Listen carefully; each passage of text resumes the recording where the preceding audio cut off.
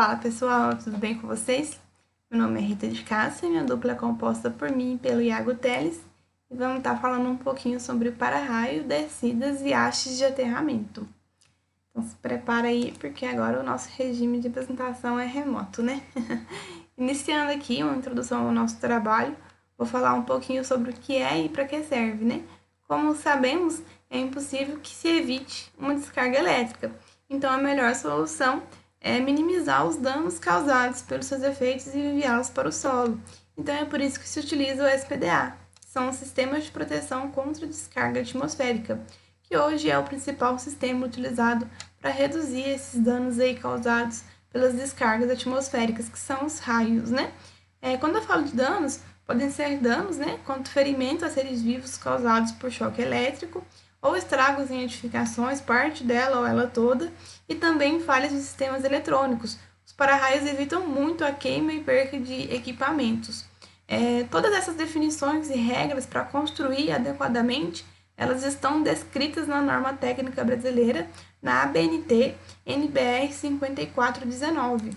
Em específico, né, essa 5419, ela é dividida em 4 partes. A primeira dela aqui fala sobre os princípios gerais, né, sobre a ameaça da descarga atmosférica. Então, é uma introdução mesmo e uma determinação dos requisitos mínimos para essas proteções. E aqui na parte 2, fala sobre o gerenciamento de riscos, são os riscos associados a descargas.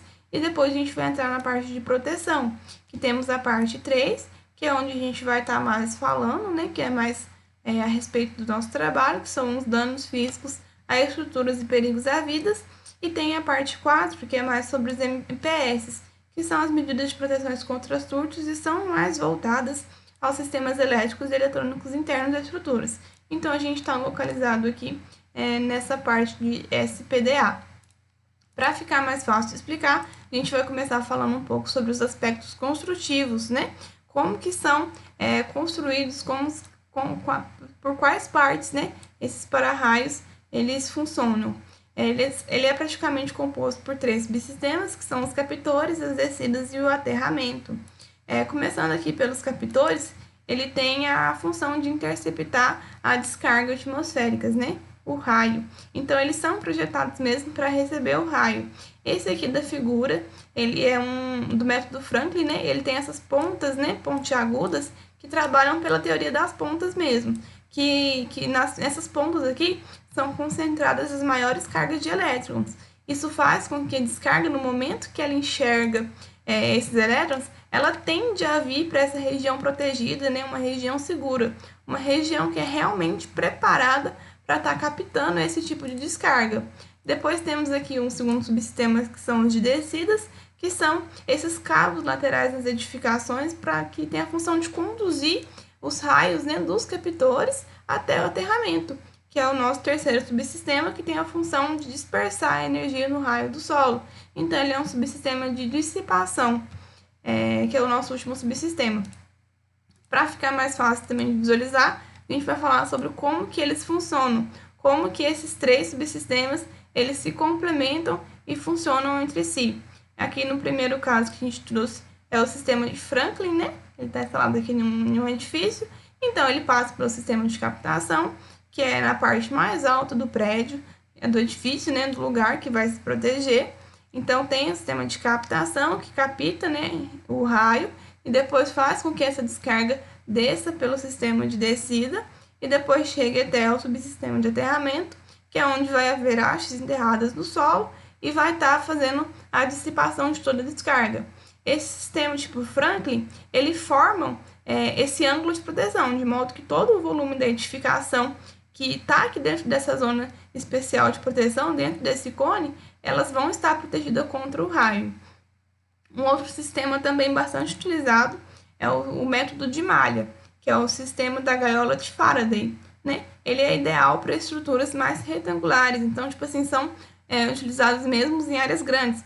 Protege não apenas aqui a cobertura, como também as superfícies laterais planas contra as descargas atmosféricas. Aquele outro exemplo que eu dei do método de Franklin, ele é utilizado em prédios mais altos, torres de telecomunicações, então são mais voltados para lugares mais altos e com umas superfícies menores, ao contrário da gaiola de Faraday, que é mais aplicado em grandes áreas. Eles também têm os sistemas, né, os 3 subsistemas que falamos, que são aqui os de captação, os de descida e posteriormente os de aterramento. Esses aqui de captação, eles têm também, né, essa haste aqui de por volta de 30, 40, 50 centímetros, e elas têm a função de captar o raio mesmo e fazer a descida e o aterramento posteriormente. A gaiola funciona devido ao princípio físico de que os elétrons de uma descarga elétrica, quando distribuídos em uma malha exterior, eles não conseguem atingir o interior dela. Então, é por isso que fica bem protegido. Outro sistema também, outro método que a norma também cita, são os das esferas rolantes. Esse método aqui, ele simula, né, como se fossem umas esferas fictícias com um raio definido de acordo com o nível de proteção da edificação. Então, ela é rolada em todos os sentidos da edificação, simulando as componentes que determinam onde o raio poderá incidir. Então, onde essas componentes tocar, os raios também poderão tocar. Então, é a região onde deverá ter uma proteção. Um último sistema aqui que eu trouxe é o sistema híbrido, ou seja, né, ele tem o tipo de captação tanto do tipo Franklin, aqui em cima, como também o de malha, né? Então, isso tudo aqui é conectado. É interessante observar aqui na imagem que temos uma edificação aqui e do lado aqui temos outras. Então, tem que haver a equipotencialização das edificações, principalmente se elas estiverem compartilhando da mesma rede de energia, porque senão terá uma diferença de potencial no momento da descarga e irá induzir correntes da rede a partir do terra, o que se torna muito perigoso. Então, podemos observar aqui na imagem, né, que tem os sistemas de captação, tem os aterramentos, né, tudo certinho, os sistemas de descida.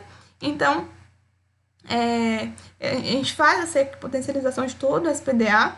Aqui tem uma caixa de inspeção do terra e também tem uma caixa de inspeção de descida. Essas duas são obrigatórias, mas a gente pode eliminar essa caixa de inspeção de descida se cada descida tiver uma caixa de inspeção de terra, né? Então, a gente faz o ensaio de continuidade, enfim, todos os ensaios necessários para garantir que tenha uma instalação segura, né, nessa SPDA. Sim, os sistemas, eles não fogem muito disso aqui, não.